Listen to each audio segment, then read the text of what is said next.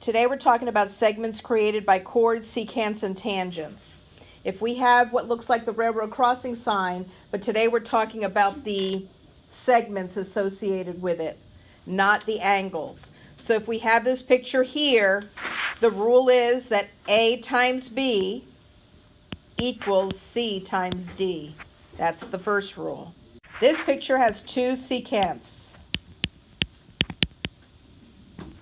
And the rule is that AB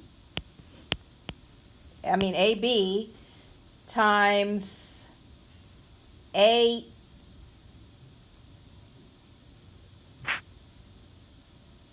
AB times AC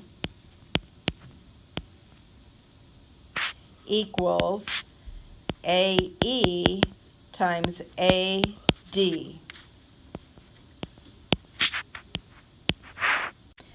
The length of the whole secant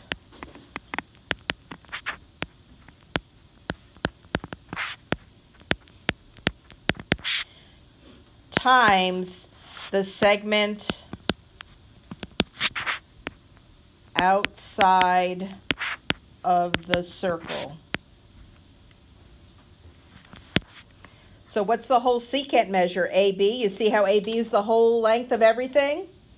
Times the piece outside the circle, which is AC, equals the other guy, AE times AD.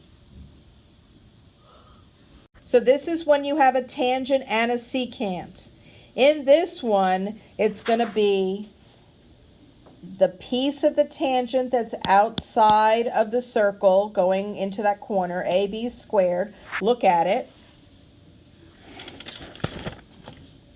Equals the whole secant that's from the inside of the circle to that outside point. So AD times the piece outside the circle. Okay? Times AC. So now we're talking about a tangent and a secant, and we talked about segment AB squared equals AD times AC. And in words, I wrote part of the tangent outside of the circle squared equals the whole segment of a secant times the part of the secant outside of the circle. Now we're going to apply these to the problems on your homework. This is an example of rule number 1. It's a railroad crossing sign. It's a little bit different than a railroad crossing sign because it's not in the center. So we need to find this piece here. We know we need to find that piece there. They want to know what X is. Well, we know these two are the same. So what is X times X? 2x. X squared equals these two pieces. Okay? We know that one is 2. How much is it from that line down all the way to the bottom? It's not 10. How much is it? 8. Not 8. All the way to the bottom. From this piece here all the way to here. How much is it? 18. That is correct. Wait, 18. Well, if this is the radius is 10, then this is 10 up here, right? And since this little piece is 2, this piece here is 8. So from that dot up at the top all the way to the bottom is 18.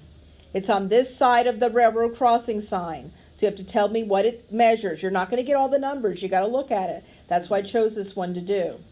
So now we have X squared equals 36. So what is X equal to? 6. That is complete. So the railroad crossing sign is pretty clear. It's the two pieces multiplied together of each segment equal each other. So let's set it up. We have X times X plus 7. Those are the two pieces of that segment equal 3 times 6. This one's harder because you have to factor. Now you have X squared plus 7X equals 18. So when you have an X squared and an X left in an equation, you have to factor. So you have to move everything to the left side, minus 18, and make it equal to 0. And now you factor. You did this in Algebra 1, and everybody hates factoring, but it's never going to go away as long as you're in math class. So what times what is negative 18 and added together is 7.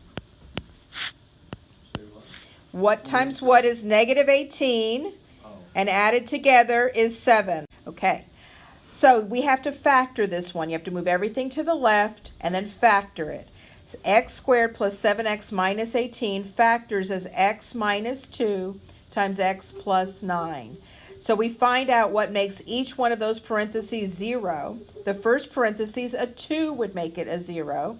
In the second parenthesis, a negative 9 would make it a 0. Now it can't be negative 9 because the segment can't be a negative. So x can't be negative 9 because it's not a real circle. It has to be positive values. So we know it's 2. So we have that x is 2.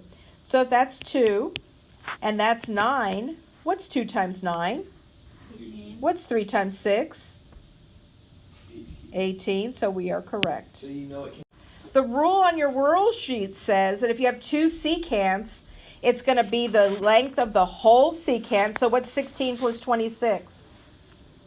Like 33. 42 times the piece outside of that secant. What is the measurement of the piece outside that top secant? Okay, so it's center T, circle T is all it is. Okay, so the piece outside is this piece right here, 16, equals the whole other segment, which is 18. plus x. You don't know what x is.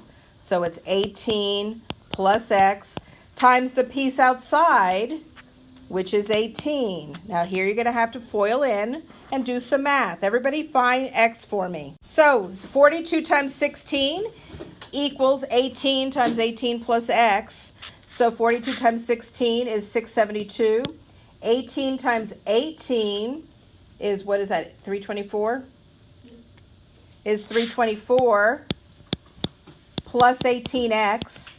So we subtract 324 from 672 and we get 348 equals 18x. Let the math take you there. Then you divide by 18 and you get that x equals 19.3 repeating. So in this picture, it's got a lot more going on than it needs to have, and that's just to mess with you, okay? This piece here is the tangent. Right here, that's the segment of the tangent. And this piece here is the secant. Everybody understand that?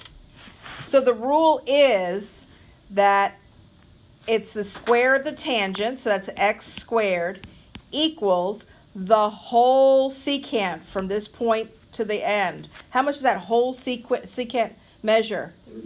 35.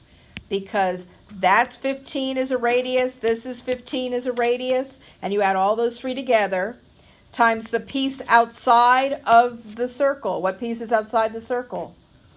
5. So what's 35 times 5? 175. And how do I find x? How do I find x? You do that thing. What do you do? What, square root it? So what's the square root of 175? 13.20 what? In this case, we really didn't need this line, or this line. It's just put in there to mess with you a little bit. So to see if you get the rule or not, okay?